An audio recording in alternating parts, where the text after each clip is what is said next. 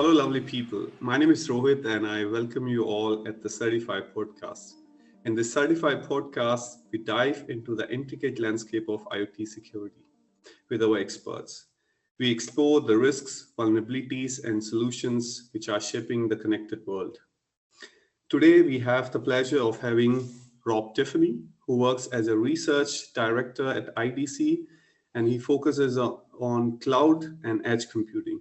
Rob is a bestseller author, researcher, founder, leader, IoT influencer, and one of the best minds in IoT.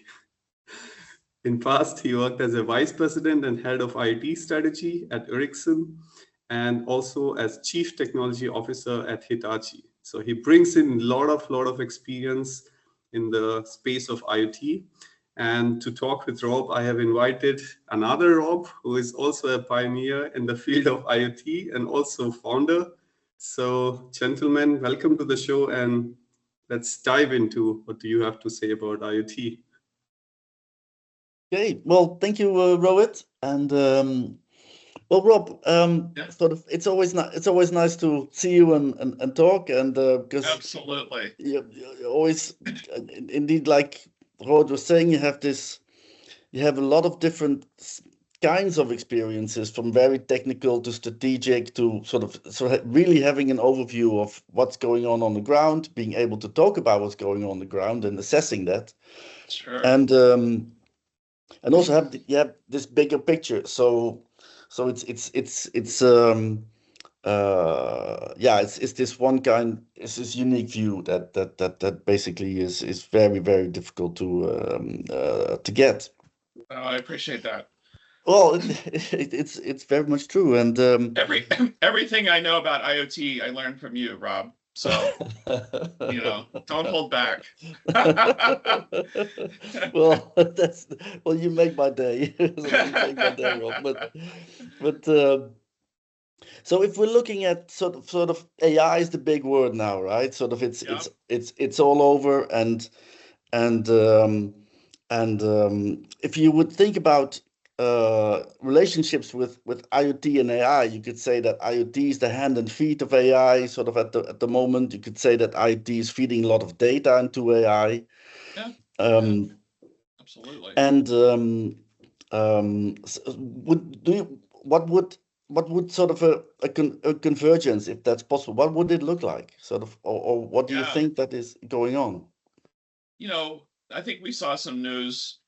We see crazy news on LinkedIn every day, it feels like, but I know maybe 6 months ago or a long time ago, there was some report that says, because for starters, I do have a problem. Everybody says AI today, and what they really mean is generative AI. But they're acting like it's the same thing. And then you and I know AI is a big umbrella, encompasses, computer vision, machine learning, all kinds of different things that we've used in IoT for a long time, right? We've been doing machine learning and classification forever.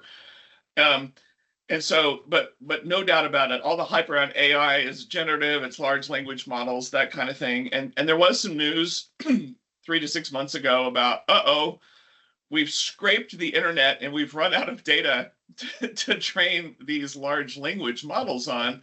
Where are we going to get this data from? And I know folks like you and me and others were like, I know. Yes. There's this other supply of data that's actually bigger than the internet, called the Internet of Things, to feed these models. And so, you're right. They are kind of connected that way.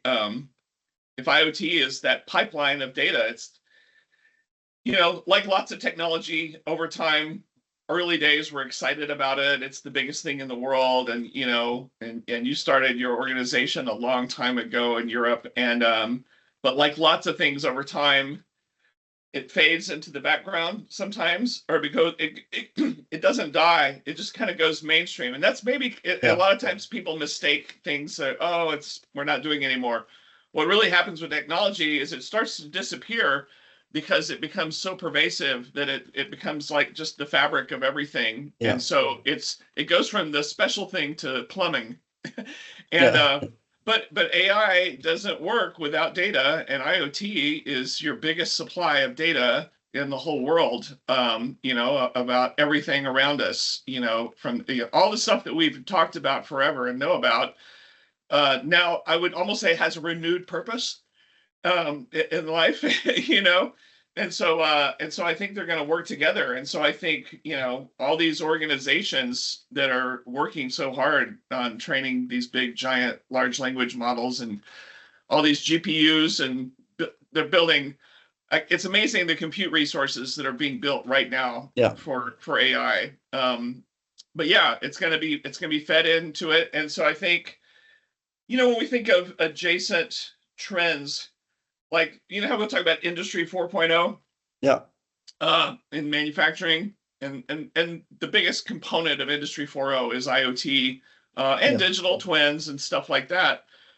Well, I think that's the main thing, and I think it's going to require, one of the things interesting about kind of that Industry 4.0 and manufacturing stuff is it's not always about the cloud, actually, for that. The infrastructure you need, it's more often on-prem, and so, we're edge computing near the machines, on-prem data centers or adjacent to a factory floor or whatever. And so, because it's time sensitive and maybe they don't have the time to send it off to a distant cloud to munch on that data for a while. And so I definitely think this whole private AI thing is going to be a deal. I think we've got our first warning shot early on when ChatGPT came out, and there was some news about some Samsung engineers that didn't know any better. They were probably playing with it, and they accidentally just put a bunch of Samsung proprietary information into ChatGPT. And it went into OpenAI's large language model. And I think that was a wake-up call for a lot of companies and organizations, which is leading us to, I think, this on-prem IoT world. I think we're going to have this private AI, and companies building infrastructure in their own data centers, secured by them, and they'll be having their own models that they'll be training. And so I feel like that could be the next phase for what we see in that marriage between IoT and AI. Yeah, in a way, it goes back to the automation in the 50s and the 60s when it was predictive maintenance on the floor, on the machine floor, and there was local intelligence. I mean, not very much, but some. And so it's basically that model of this intranet type of situation where what you're describing. Yeah, I think that's it. And it's funny, you think of the 50s and 60s intelligence back then. I routinely, though, tell people when it comes to analytics or AI, because I think people get too excited about new things. And I was like, if you can solve your problem with simple analytics, if you can solve it with if this, then that, or thresholds or KPIs, green, yellow, red, simple, stupid stuff, if you can solve it that way, you should. Because a lot of people are mistakenly thinking the only way they solve problems now is with AI. And we have to remind people there's this analytics we've always used in mathematics that's deterministic, like it's real, and AI is probabilistic. It might be right, but it's based on statistics, So you never know, right? Fun stuff. No, I fully agree. This when just looking at LinkedIn and Twitter and all the things, you see so many very, very difficult, very complex papers coming out with so much new words and sort of such density of that it looks very, very intelligent and it may be, but sort of there's it's like so we have this on sort of on top we have this huge amount of very, very difficult, complex things coming out with new words all day. What's happening on the ground is still pretty mundane and simple. It's like you say, it's like guessing the next word and sort of that's it. So in the middle, sort of that's when I think and I hope that we'll be seeing really intelligent stuff coming up. Like Absolutely. For sustainability, for climate change, for lots of things, and especially also for energy, because I've been hearing that Microsoft has attempted or has bought the 3 Mile reactor. Island. Yeah. That's a story. I mean, this is a good topic of discussion too, because I'll hear people say AI is going to help us solve climate change. I think climate change and other big world problems are actually solvable with much simpler things than AI. And I don't want to belittle AI's capabilities, but I think we kind of you know how sometimes you already know the solution to certain things. It's just having the will to do it. Yeah. Obviously lots of people talk about and I know you and I need to work probably more together on some things. I've built some technology that I want to give away to the world to help. We can use IoT to help in that and other things. But like Bill Gates and others have written books and stuff like that. And I'm just thinking about a pie chart that Bill had created in his book about climate change. And it shows you, what are the different biggest uses of energy that's causing emissions. And, there's creating electricity is part of it, a big one. Buildings, manufacturing, transportation, things like that. And so it's like, how do you get all those to zero? Yeah. So, and some are harder than others, and some might be easier than others. And so, back to the, you mentioned the nuclear stuff for data centers. Just the generation of electricity, I think, and I know there's lots of people who don't like nuclear power out there, so I'm apologizing in advance, but I did live on a nuclear submarine and I know how to operate a nuclear reactor and they're pretty safe actually.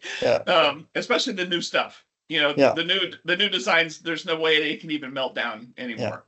And so it's all solvable. The electricity part, which is huge, and it also, it goes to homes, transportation, because we could, if we want to, every car, every train, with the exception of maybe airplanes, could be run on electricity. And right now, I know sometimes you get the cart before the horse. We got lots of Tesla cars on the road, and sometimes it's overwhelming to the electricity grid. I know Bill Gates said we probably need a grid that's like 2.5 times bigger than it is today.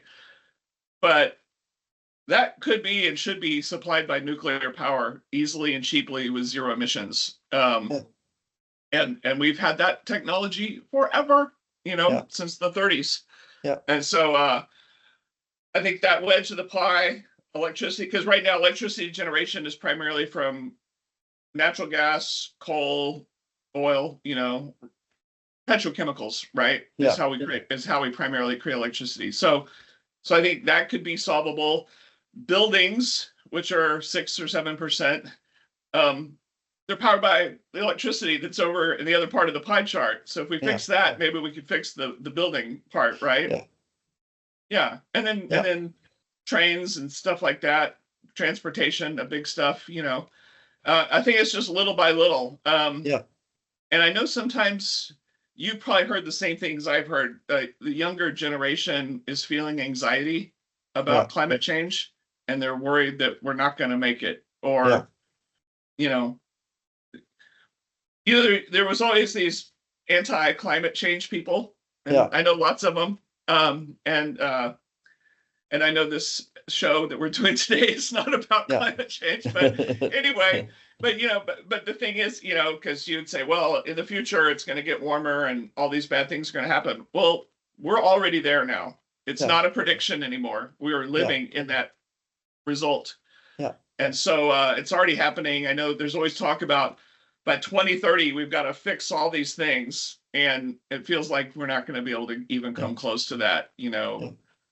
The Paris Agreement, we were just shooting right through that 2 degrees Celsius, But what is IoT? It's measuring things, it's knowing things remotely. That's how we manage stuff, right? So I was thinking about this talk we're going to do, but I was also thinking about the simplicity of IoT. And so I posted something on Twitter yesterday. Okay. And I'll read it. and it's back to simple. And it just says, with the Internet of Things, the disconnected become connected, the unknown becomes known, the invisible becomes visible, guessing becomes knowing, the remote becomes local, the unexpected becomes anticipated, the lost becomes found, the unmeasured becomes managed, and the unmanaged now can be improved. So just a lot of simple concepts, but it's really the story of IoT. I And think I think it's brilliant. It's brilliant. It's brilliant. And you have a little book there with every yeah, with every line is a chapter, absolutely. which you could do. And I You're think right. but that's why, like you said, like the talk is not about climate change, but in a way I think it is now. Like you said, it's the IoT's moved a little bit, or moved into the fabric of everyday life. Yeah, And why would we even have IoT? It's because to solve things like climate change. right. Because what we need to do is to measure every object that generates some electricity and that generates Yeah, some energy. This may seem pretty totalitarian in that sense, but we're not talking about people here, or use of people, or right. we're talking about the things, the processes, the flow. So if Yeah, we want to have some way of moving with or against climate change, the first thing we need to do, and as you listed all the reasons, is to make the invisible visible, to make the lost found. That's what IoT does. Sort of, yeah, that's what it's always been for me. When I sort of found it, I realized 25 years ago, this could either go fully into some kind of surveillance state, or some surveillance moment of this like this, because that's the way people think, so they're going to use it for this. But it's right. also, there's a very liberatory trajectory in this IoT, Yeah, and you just listed all the points. So yeah. I'm fully with you there. Yeah. So now we can go do it. Yes. Well, Yes. and you know what? If it turns out that the real purpose for IoT was to save the planet, then I think that's good enough for me. It's You know. yes, absolutely, absolutely. That's how I always sort of hoped I would be able to think of it. Or that to me was the reason for having it on the planet in a Yeah, kind of logical way, was to um, was to sort of not to overlay this on types of behavior or da. Although we can also try to match. I can imagine that at some point, if you're in a house and you had two showers, that you're not going to have a third one. Sort of that sort of the system will say no, and right. uh, and I can relate to that to a certain extent. So there's going to be a negotiation sort of there, Yeah, and absolutely. yeah. But no, these points are fantastic. Yeah. I appreciate that. And they're very simple, and a young child can understand those points and go, oh, because you brought up, you talk about all these really complex papers being written by PhD scientists, stuff like that, and they're so involved, and the average person doesn't understand that. No. And it doesn't have to be that complicated. It can just be as simple as the world really is, you know? I fully Just, agree. I fully agree. And we can have that complexity within the lines, within the applications, and within the use cases. If you really, really need to bridge a lot of different things, there can be huge complexity there. yeah, But but but but that's nitty-gritty on the ground, yeah, that engineers and computer scientists and people who lived in the 17th, 18th century with their trades and with their deep knowledge of the materials were also able to do. yeah, That's a kind of complexity that's really good. But I'm fully with you that there's also some kind of tendency to over complex or overthink the the things that actually need to be done. And I yeah, also think that sometimes it's pretty simple. right, Yeah, right. yeah, We're just measuring stuff. Yeah.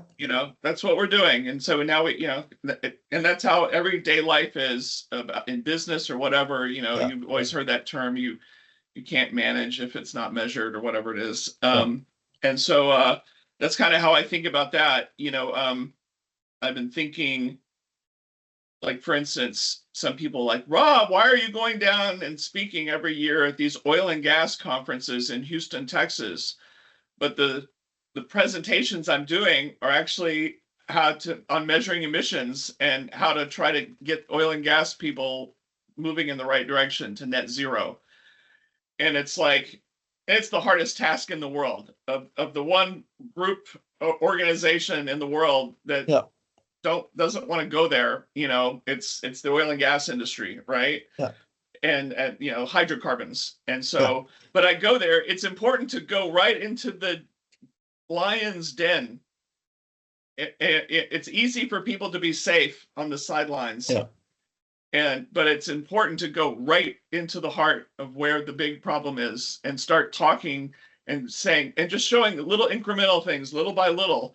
I want, IoT is about all these little sensors, right? Yeah. And so it's like, I need you to have sensors for methane and CO2 that you might be emitting where you're drilling for oil, a pump jack in West Texas, or you've got all those tank farms that store oil and that, all that kind of stuff, or pipelines that are leaking. Measure all that stuff in real time. And you know what? Here's the other thing about it too, and it's a sad thing, but it's true, is money and economics and wealth have a bigger impact or a bigger influence on a person's actions than something altruistic like saving the planet. And so you have to make it economically attractive to them in order for them to do the right thing, a good thing. And so I would say things like I'll find out that every country has, in the United States, there's this Environmental Protection Agency and all these other agencies in the government, and every government has that stuff. So the EPA. And so I'll talk to guys who are in the oil business. And as far as measuring stuff, they say, well, yes, 4 times a year, I've got to drive in my pickup truck out to the middle of nowhere to do testing on methane emissions and CO2 on drilling sites. And I have 400 sites I have to go to once per quarter. And you know how we always joke about industrial IoT, don't overthink it. You're competing against a guy with a clipboard. That's all you're competing against. Well, it's the same thing with this. And so these guys, they write down, they use a machine to take a measurement, they write it down. And I said, well, what if you have great measurement, there's no leakage, and then as you're driving away, a leak starts, but you're not coming back for 3 months to check again. And I was like, the beauty of IoT is continuous monitoring. Yeah. And it doesn't have to be expensive. It's a low-cost sensor monitoring methane and CO2. And that magic thing we called wireless that we invented a long time ago, you'll know in real time if a leak starts. And this is simple stuff. And then, but the profit motive is when they say it's costing my company $35 million a year to go manually inspect these places. And I was like, well, what if we could get rid of that $35 million a year tax on your company? And now you just have real-time monitoring with low cost. And they're like, oh, okay, I'll do that. And so I think that has to be the answer, is that, for better or worse, you have to address the profit motive for these organizations. Yeah. No, I think I fully agree. And there's so many unique selling points in that space where you can combine this profit motive with especially now when it becomes so apparent. But for example, water. I mean, there's so much leakage. I think in London it's like 40% or something, or I'm not sure, but some places in Sicily is like 60%. And Absolutely. And then we're talking about pipes. Yeah. And sort of we have to really measure in real time so that people see that like half of the water, the good water, the drinking water, is just going down, it's leaking out of the pipes. You're so right. That's such a huge problem, and I don't think the average person is aware of how much fresh water is lost every day. Yeah. Billions. of liters. It's just gone. And I think everybody used to take water for granted. And now some people are realizing that, oh, maybe it's the most precious resource on the planet, fresh water. And if it's all leaking out or it's being wasted or whatever, because obviously climate change is having all kinds of different impacts at different parts of the world. Sometimes you're seeing horrible storms and floods, and other places you're seeing drought that's going on, and rivers are drying up and things like that. I hear about different rivers in the summertime where the boats can no longer go down the river; they're hitting the ground. And that's terrifying, because people need water, animals need water. There's so many. I was really excited about. We've talked about this before. The 17 Sustainable Development Goals from the United Nations, and part of it, they do talk about water and climate and hunger and all these things. And so, I've written stuff about that because I think IoT can play a role in maybe not all of those categories, but a lot of them. Water is one of them. Fresh water. Everybody goes, oh, well, whatever it is, 70-ish% of the planet's covered in water, but it's salt water. Yeah. And it's like, what is it? Less than 1% or 2% is fresh water on the whole planet. And so it's like, yikes. Maybe we should be looking at that.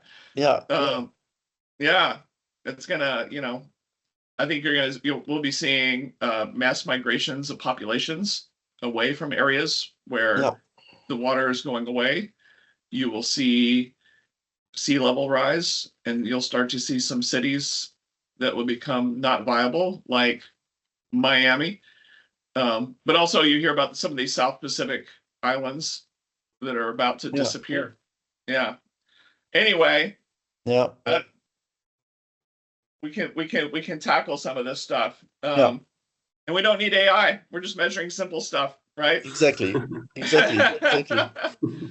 Absolutely. Exactly. So you wanted to talk about security as well, didn't you? Well, yes, because I think one of the, I'm not going to say sort of that's hampering sort of, but there's lots of hacks and hacking, and that can put some people off when they're not can be fully sure that their data is going to be secure. Right. And and of course, in a way, we have the internet itself to thank for that, which is the TCP/IP protocol saying pass on a packet, and this is how it all started. It was just about speed and flow, and it sort of took over the world in years, sort of like, which is crazy if you think about it. Right. But it was possible because it sort of had this flow in the network, and then you had to you get this idea that you have to do security afterwards.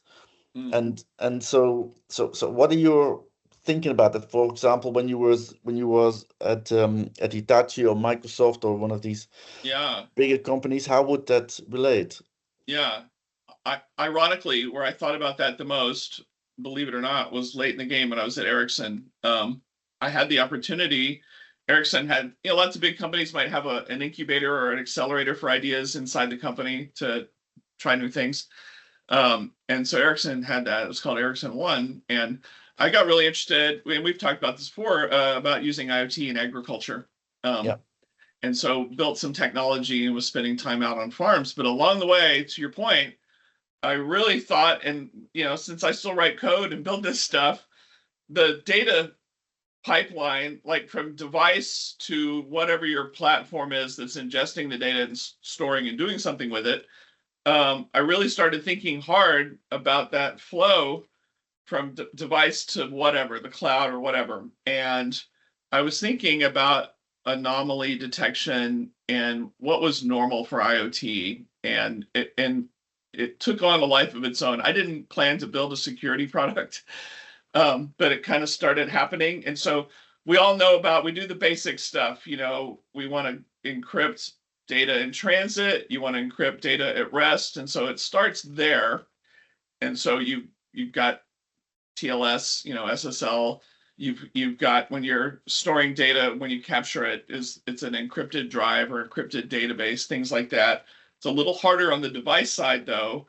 The device has always been the weak link in the chain. Well, a lot of times, devices are so easily hacked. Or we've seen lots of stories about, people not changing default passwords and things like that on devices.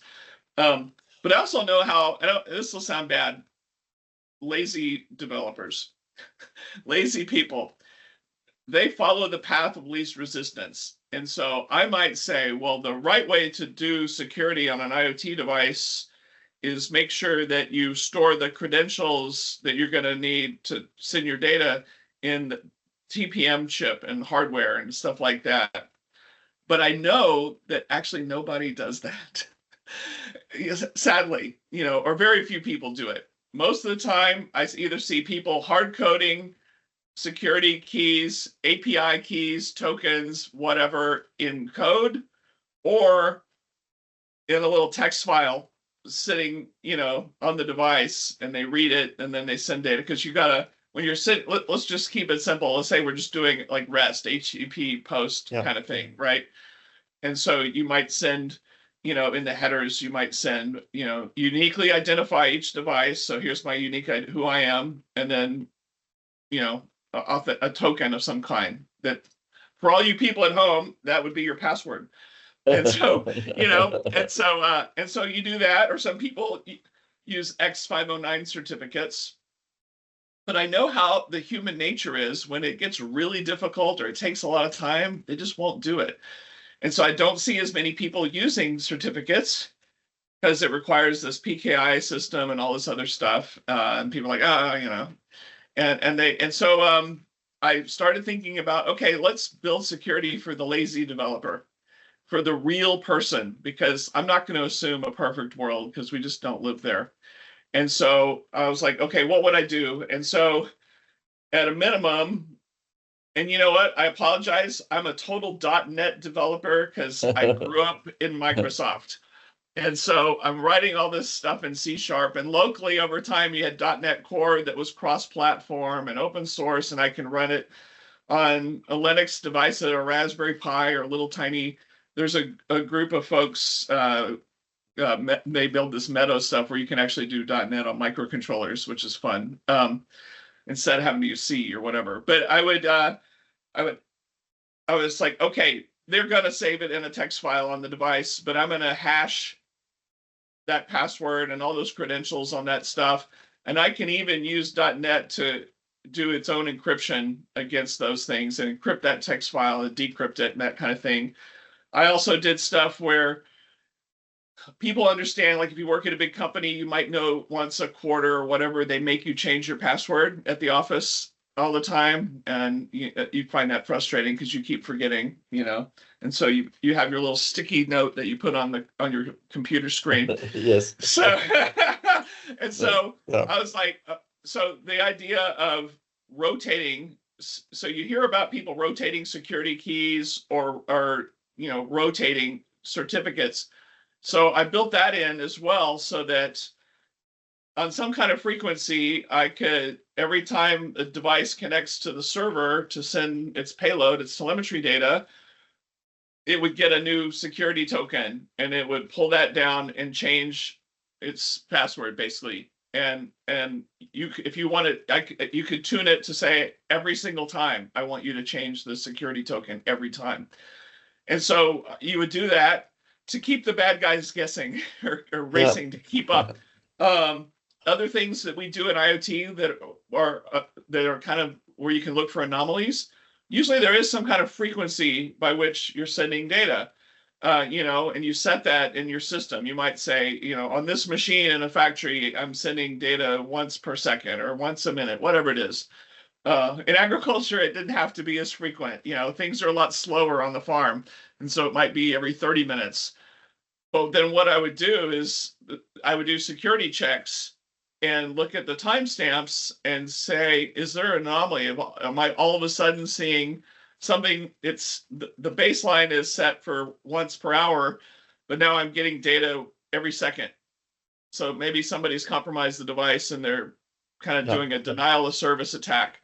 So I would have it do checks for that and kind of look for values that are maybe an order of magnitude outside of what's expected on how often your data is coming in. And then I think, and I won't bore people anymore with this, But the last thing I would check was the payload size. You should be able to know in advance, I'm sending soil moisture, temperature, some nutrient data from a farm, let's say once per hour. And I know the payload of that size is, 3 kilobytes. If all of a sudden I'm getting 10 gigabytes coming from these packets or something like that, okay, something's going wrong here in the device. So I looked at all those things, and that's where I started putting in security. And so looking for, not necessarily because you can use AI as well for anomaly detection. And I started to use that, but the time frame, it wasn't as easy to do. This was like, several years ago. And so, but just doing deterministic stuff that we can do ourselves. And so those were the basic things I thought about, just protecting that data stream of telemetry on the way to your platform, and looking for things that were out of the ordinary, that would let you know, hey, this device has been compromised. And then you could blacklist a device. Once it's been compromised, you can shut it down and take it offline, that kind of thing. So those are some of the ideas. And then the rest of them are kind of server cloud kind of things, right? Where you're encrypting stuff in your database. There's also the whole zero trust stuff. I forget the guy's name who invented zero trust. He's from Denmark.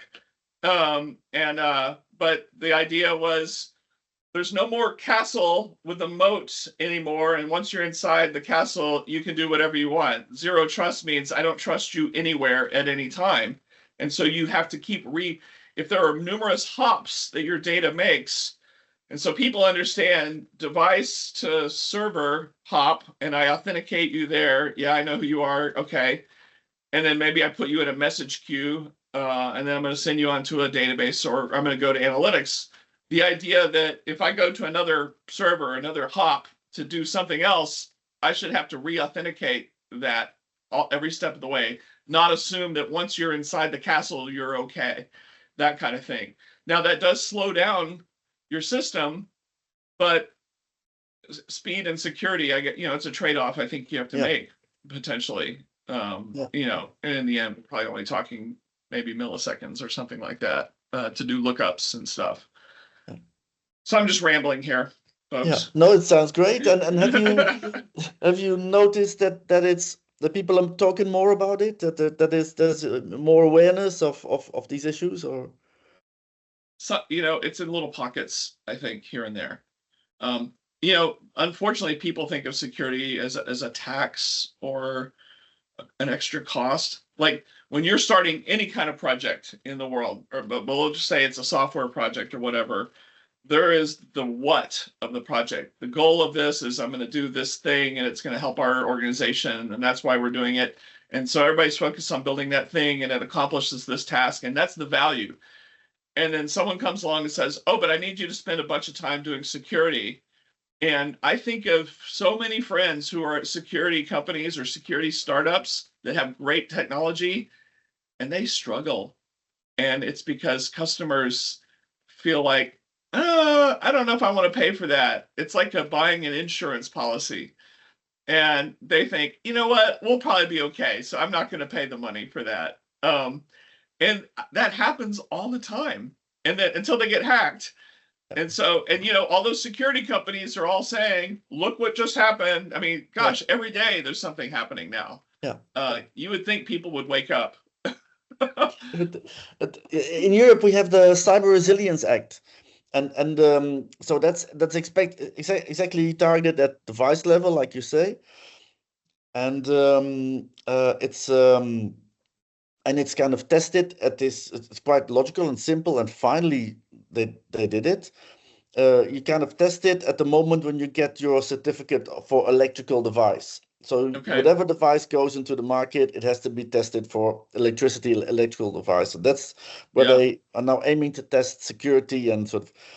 And do you have anything like that in the States? Because I thought there was some activities and some act also sort of in this space that that there's something coming out of Washington that people are beginning to also be more aware of that? A little bit. You know, as you are well aware, the United States is actually 50 different countries. we think Europe is 27 different countries. I didn't know that. And so a lot of times you might say, oh, I'm hearing something good from the US around tech or security or innovation, whatever. And what you're really saying is, oh, California is doing this, and this. Silicon Valley is doing these things. Iowa and Missouri and, Oklahoma don't care. You know what I mean? No offense to those great states. Yeah. But, and so a lot of times, at least around technology, California leads the way. And then maybe to a lesser extent, like where I live in Washington and Seattle, since we have big tech companies here too. But like other state, and that makes it difficult, and so you get some regulations out of Washington, D.C., but they're not big regulations. They're little things. They're like, you've got all these constituencies, all these politicians from different states and everything, and some of them don't care, or and you're trying to get everybody to agree to something. And you know what happens when you do consensus? Yes. It's kind of this watered down version of what you want. It's not the perfect thing. It's a big compromise, right? But then you're happy you got anything at all. And so I think it's pretty well known. The U.S. is so different from the EU when it comes to things like that. America is still cowboys and the Wild West, pretty much, which is good because it pushes innovation at light speed.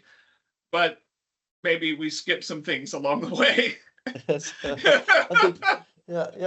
I think we should start merging the systems because, at the moment we've got 17 acts and directives and it's all about legal and compliance and we got no infrastructure and hardware to actually back that up. So it's difficult. It's a tough thing.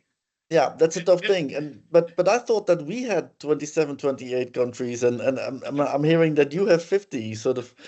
It really surprises me that there's no kind of federal way of looking at. There is. I'm exaggerating for effect here, folks. But for lots of issues, it takes someone from another country, from another part of the world, to really spend time and drive around the United States to see how different the people are in different parts of the country. They're on lots of issues. Views are very, very different. Yeah. The way people think about things in Oklahoma could be 180 degrees different from how people in Oregon or California think about all kinds of issues. And that's just the way it is. And so you have to get consensus across different value systems and the way people look at things. So it's really interesting that way. And I don't think you could ever get any American organization to get on board with joining with the EU on anything, to be honest with you. I think, there are some talks at the moment between the Cyber Resilience Act people and then some cyber people in, I think there's one person that I know, Dan Caprio. Do you know Dan Caprio? I don't. I'll put you in touch with him. Okay. And right. He's very much kind of liaising these kind of issues for the US and Europe. And he was also in an expert group on IoT in 2009, 2010 with Gerald Santucci. So it's really a long relationship. And yeah. Wow. Yeah. I think sort of then probably at the moment we have way more regulation than we actually would need. And sort of the security elements that you've been mentioning, they should be put into some kind of federal law. Yes. And you're going to hate this. You're going to hate it when I say this, but Americans in industry, they think of America as the land of innovation and Europe as the land of regulation. And they also say things like, hey, Europe, just a reminder, regulation is not innovation. It means you didn't do the thing, but now you're trying to tell us we can't do our thing. And I read that stuff all the time.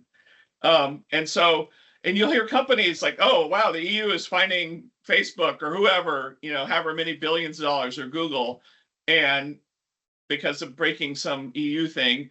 And then lately I'll start to hear these giant companies going, you know what, maybe we'll just turn off Europe because maybe Europe's not relevant anymore. And I know that's a crazy sounding soundbite to hear, but I've read that kind of stuff, because they're like, if they just overregulate everything, maybe we should just forget about Europe. Yeah, no, but I don't think it's that strange actually, because it's Okay. sort of so when in 1993 Tim Berners-Lee Berners-Lee open sourced the web. Yeah, So it was amazing. So It's the we got greatest thing ever. sort of the web comes out of Europe. That's right. It But did. imagine he had put a company on that. Exactly. Europe would be the powerhouse of it. It would be. It would have everything. It would be, could be, should have been, right? Well, it's not that sort of. But the thing is, so all the things that that the Googles and the Amazons started out with are pretty simple, mundane things like Yes. search, friends, Facebook, shopping. Yeah. It's not rocket science. It's just putting together a huge database, sort of like that. Yeah.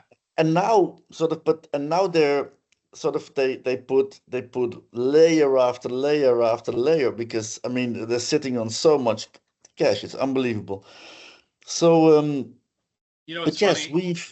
we've let it slide into in that and this is why the Commission now is trying to talk about strategic autonomy, and all these acts are now meant, and directives are meant to bring it all back. Now, what we are telling, because there was a very interesting conference just 2 days ago in European Parliament, backed by five political parties, very interesting people. Right. There were people from India that are talking about the India stack, which now the Indian government, because it has Aadhaar, which had huge difficulties, they now have this horizontal payment system. Okay. And guess what? They can put friends on there. They can put everything on there because they have this horizontal layer. 700 million Indian people in that bubble now. Right. So they sort of and I'm telling them, just make your own phone, put it all in your own hardware, make it very secure, and run the India stack on your own phone. Yeah. Right. But so this is exactly what we're telling them. So compliance alone is not going to make it.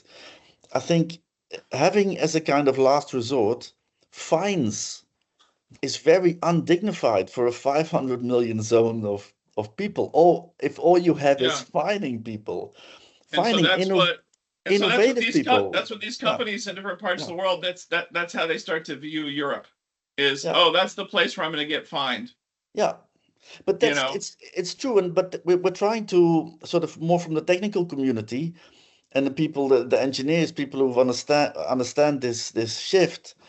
We're trying to tell them that without your own infrastructure, without your own hardware, and I'm also telling them get their own European phone, build your own bubble around that. You had your own European phone. It was called Nokia. Yes. But we need it back now. We need I was like searching on my phone because this morning, literally, it was perfect for this conversation. A good friend of mine who lives in Germany, he actually used AI like DALL-E or whatever to create an image.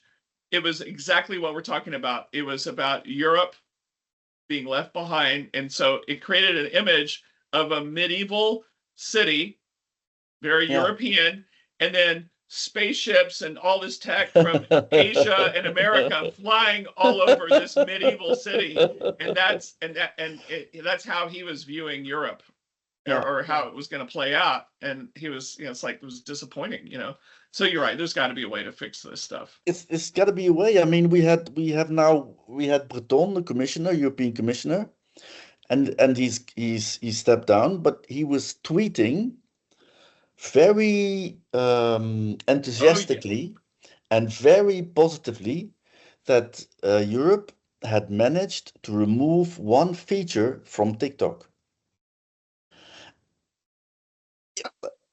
So, Score.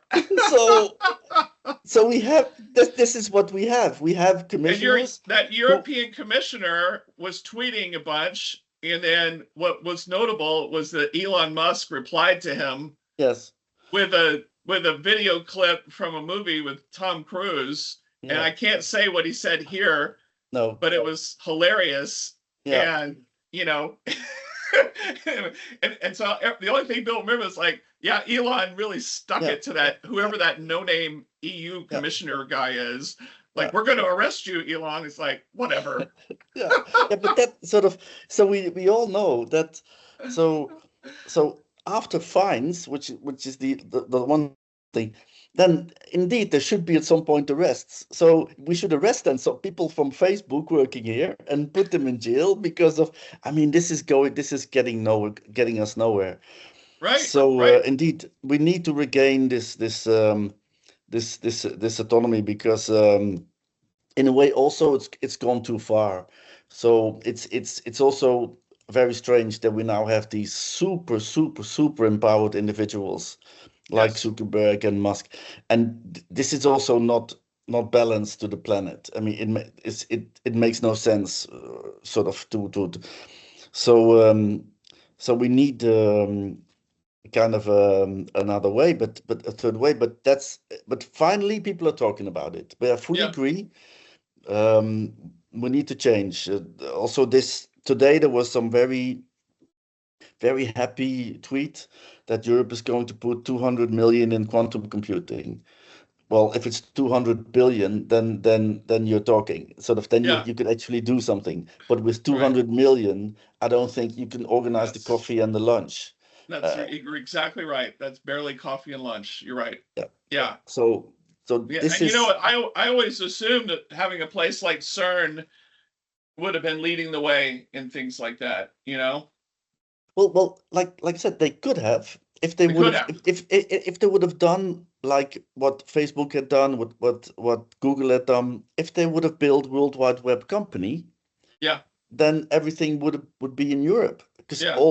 it would be, because the first thing European companies would do was build a European search, shopping, and friends, Right. which Right. is not rocket science. And so, but we didn't. So it was opened up. Yeah. And then Which was the yeah. most amazing gift to the world. Absolutely. Well, Yeah. after Finsurf and Bob Kahn with the internet and the TCP/IP protocol, of course, which was that helped. Yeah. that helped. Well, it's like we'd always have. You would never hear this, but like here in the U.S., I don't know. It was a few years back. There was this discussion of, should the U.S. give up all the other countries around the world, probably all of them, were saying, you know, the United States needs to hand over control of the internet and DNS servers to the United Nations. And there's a lot of people in the U.S. who are like, hell no, we're not giving anything. Yeah. We invented the internet and we're not going to give it to the United Nations, where most of the countries in the United Nations hate America. So I'd read stories about that, you know? And so it's like, no, we need to keep control of the internet, you know? And there's always talk about multiple internets, you know, like China could end up having a parallel internet that's cut, you know, obviously they've got we always talk about the Great Firewall of China, right? And so there's that notion of a Chinese using different technology and everything, because we've all become so far apart from each other. Yeah, you just never know. Crazy stuff. Yeah. Wow, this was so negative. I loved our positive conversation on saving the planet better. Yes. I think that's what we're going to do. So I'm going to put you on the spot. I'm going to put you on the spot right now, Rob. I've been a little bit here and there working on a book called Saving the Earth with the Internet of Things.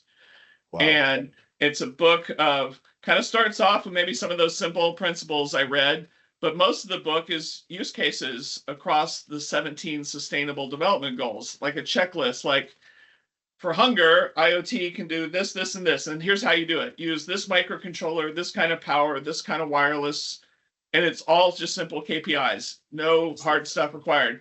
And it's like a guidebook to address all these goals that we're trying to achieve by 2030. And so I've been working on that, but I might need some help from somebody else to help save the planet with IoT. And I'm thinking his name is Rob. well, I'm fully with you, fully. I think I always thought that this would be the plan. Yes. Because otherwise, I really, when I first heard of this, and of this whole domain and movement, I went to so many people and I asked them, but why would you want that data? Why would you want that data? And nobody had an answer. They just wanted more data so they could do better data mining and hopefully get better results from the analysis than they would have. That was the only answer. So it would just give me more, and then the result will be better. Right. But I always thought that's not the point of this Internet of Things. It's not the point of this connectivity flowing into all these processes and objects. Yeah. And I think it's really climate change as the big. Yeah. And we're going to keep it simple because I've got a partial book. I have technology that I want to give away for free. Think of it as a small kind of little edge IoT thing that I could give to anybody. It could be somebody in Europe. It could be an African village. It could be anywhere solving certain problems. It needs to be free. It needs to be lightweight, low power, that kind of thing. Not giant cloud IoT platforms, because you don't need that stuff. All these things are simple. But I think, it's when you're working on something that's bigger than yourself and more important than any business, it feels different, and I think this feels different for me, for sure. It really hit me a lot when I was doing the agriculture thing, because then I found myself speaking at conferences where I talk about IoT and the Sustainable Development Goals, and I realized that both poverty and hunger, SDG 1 and 2, were rarely aligned with agriculture, as it turns out. The poorest people in the world, they're in agriculture, as it turns out, globally. And then, of course, creating food and hunger, you can imagine. And so it was just like, it's like anything else. A farm is a factory. I've got inputs and I've got outputs. And when I would talk about the United States, I don't know, the last 5 or 10 years, every summer, it feels like the Western United States is on fire and part of Canada. And we're running out of water. You've got all these limitations. And so all these things need help. Yeah. I don't believe IoT is the total solution. I think it's just one little part, but I think it's important to do our part if we can, to help. Yeah. So I'm going to reel you in on this. I'm just going to. Yes. Yes, please. Yes. And we'll get a book out the door. Yeah. Hopefully sooner rather than later. And get it to everybody we know. And, send it to the United Nations and help us, here's the book. Because I think I can imagine volunteers and young people all over the world going, okay, here's your toolkit, here's your stuff, go do it, that kind of thing. That's exciting to me. Yeah, but I think it's very timely. I think it's quite ready. Everything's quite ready for that. I think so. And, definitely. People are so fed up with all this negativity. Sort of, it's really not working. Sort of that. Absolutely. Yeah. Well, good. Thank you. Let's get a couple of old guys to help young people. Yes, definitely. Go do some good in the world. Thanks a lot, Rob, for your insights. Really amazing. Yeah, this has been really fun. This is great stuff. Yeah. Really enjoyed it. Yeah. Well, thanks a lot, and we'll talk soon about all of this. Yeah. Sounds good. Sounds good. Looking forward to it. Yes. Absolutely. Thank you very much. Thanks. Bye. Thanks. Bye. Bye.